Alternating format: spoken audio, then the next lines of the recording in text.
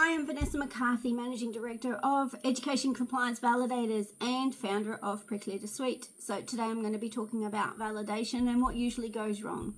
So most people know that the outcome standards require RTOs to validate completed assessments. Depending if you're in the TAE realm or whether you're in every other realm of industry will depend on when it occurs. So obviously TAE, you need to do it as soon after the first cohort complete. Everybody else, you need to do it over that period of time that's required. The long and the short of this is, where this usually goes wrong is A, the validation process is too complicated and people don't do it. B, they do the basics that are just a measure of compliance. They are ticking a box because it's required, and they're looking at the principles of assessment and rules of evidence for assessment, and that's it. There is no link with actual business growth. So today I want to talk to you about the fact that you can actually be implementing this with discipline. You can be implementing this to measure business growth, and you can also be using your student samples to ensure that you have influence in what revenue you come in the marketing position you might have, and also long-term sustainability. So you need to do this by capturing the correct data.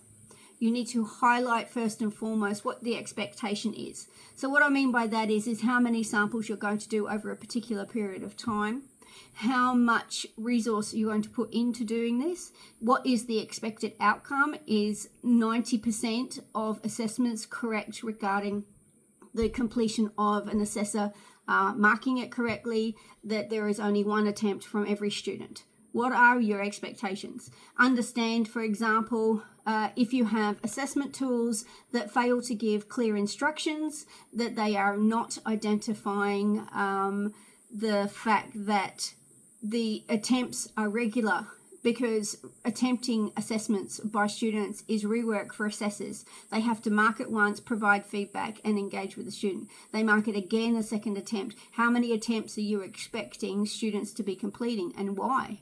So your training and assessment strategy should also be identifying these expectations, and so you can also identify costs. If your students are happy and your industry are happy, aka the feedback is included in your validation process, then you will start identifying why that's the case. The ones that you really want to know are the ones that are unhappy, or if they're not giving you any feedback at all, but their attempts are identifying the fact that there's multiple attempts across assessments, across units, across a whole course, and their progression is lacking. But you have to identify what's considered to be a progression expectation first and foremost. If you know how many units are in your training and assessment strategy for a qualification, and you know how long it should take to actually complete the whole thing, what are the individual unit progression rates? How many are achieving within that period of time, and what are the blockages, what are stopping it? Your validation process should be looking at this data as well, and your CEOs and your managers and operation should be getting this information as part of validation, not just, yes, it's been done.